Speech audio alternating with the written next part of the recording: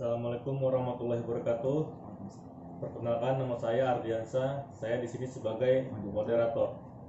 Saya akan menjelaskan sistem ekonomi Islam diterapkan di Indonesia dan dihapusnya sistem ekonomi konvensional di Indonesia.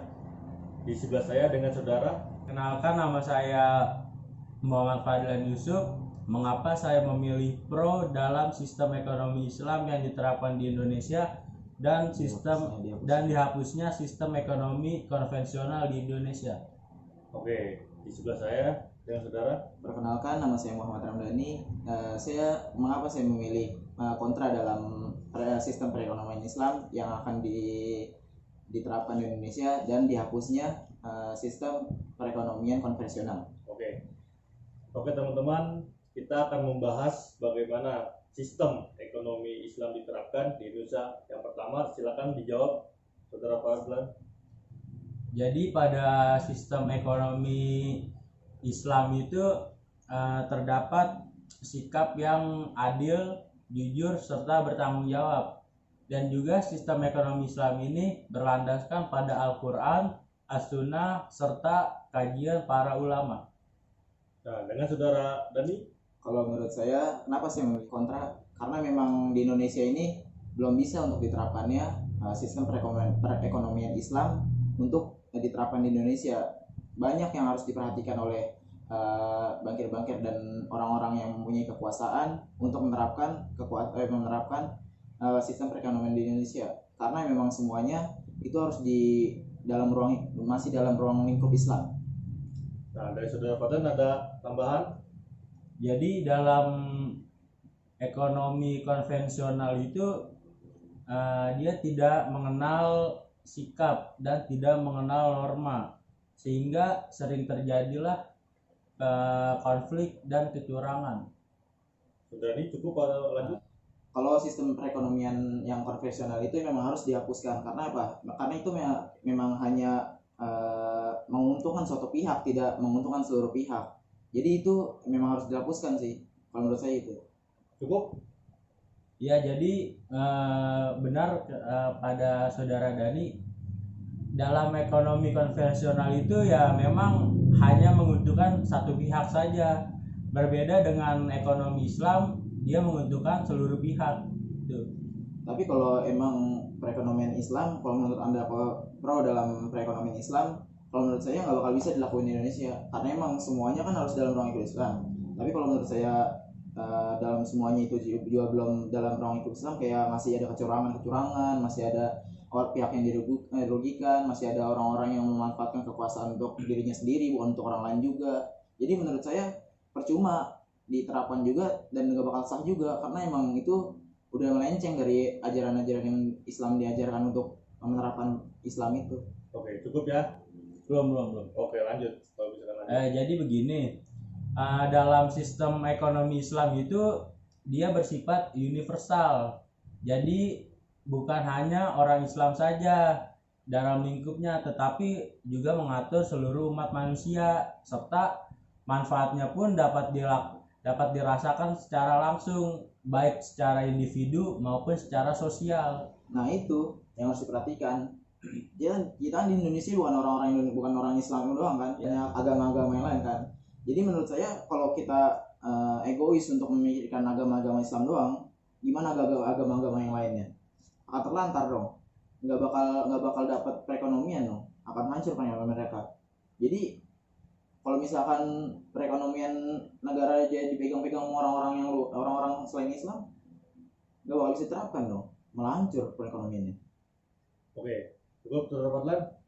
Ya, menurut saya cukup. Oke, kalau begitu kita lanjut pembahasan yang kedua.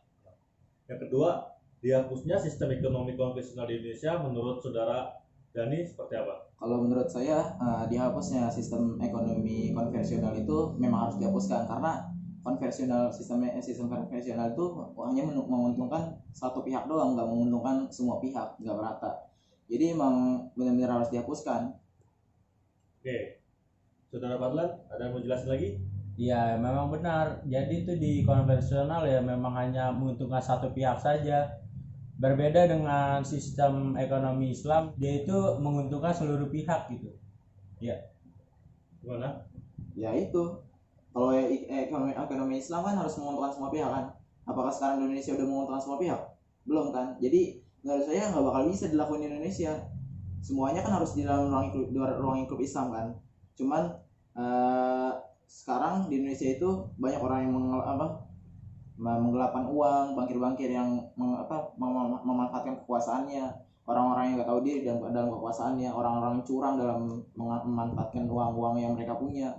Jadi menurut saya kalau sistem ekonomi di Indonesia mau diterapkan secara Islami itu nggak bakal bisa karena banyak orang-orang yang masih tidak menerapkan secara Islam. Nah, soalnya kan di Indonesia juga kan pemimpin-pemimpinnya kita harus orang-orang bankir-bankir, orang yang mempunyai kekuasaan itu kita harus jujur, adil, bertanggung jawab. Semuanya harus dipikirkan secara matang untuk menerapkan ekonomi Islam tersebut kan.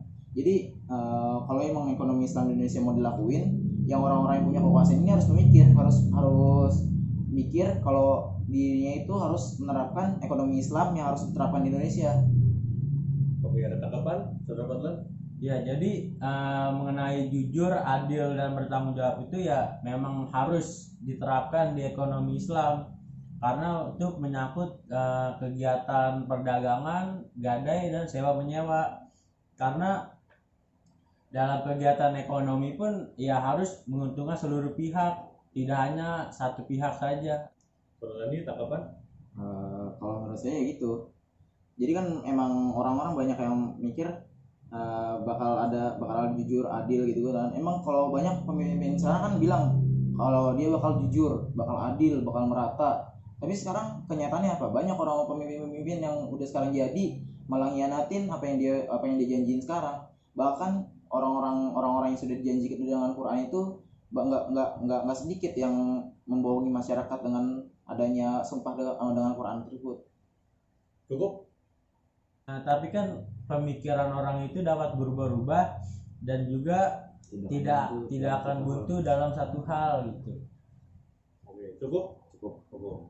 Nah, dari sekian pembahasan pro dan kontra, di sini saya akan menyimpulkan bagaimana sih tujuan kedepannya dalam pembahasan tersebut. Nah, kesimpulannya adalah, jadi jika sistem ekonomi Islam diterapkan di Indonesia dan dihapusnya sistem ekonomi konvensional di Indonesia, itu bagus, benar, untuk diterapkan karena banyak manfaat yang dapat dirasakan secara merata dan pelakunya tidak akan melakukan kecurangan. Maka dari itu sadar akan pertanggungjawaban. Nah, dan kesimpulan selanjutnya, pada aktivitas perekonomian yang dilakukan masyarakat akan lebih sesuai dengan prinsip-prinsip pada agama Islam. Akan tetapi di balik semua itu yang harus diperhatikan ialah negara ini yang bukan hanya diduduki oleh satu agama, dan Islam harus menerapkan yang namanya toleransi. Maka dari itu harus memikirkan agama lain agar tidak terjadi konflik. Begitu saja pembahasan poin 1 dan kedua dari kita kelompok 6. Bila ada salah-salah kata mohon dimaafkan. Wassalamualaikum warahmatullahi wabarakatuh.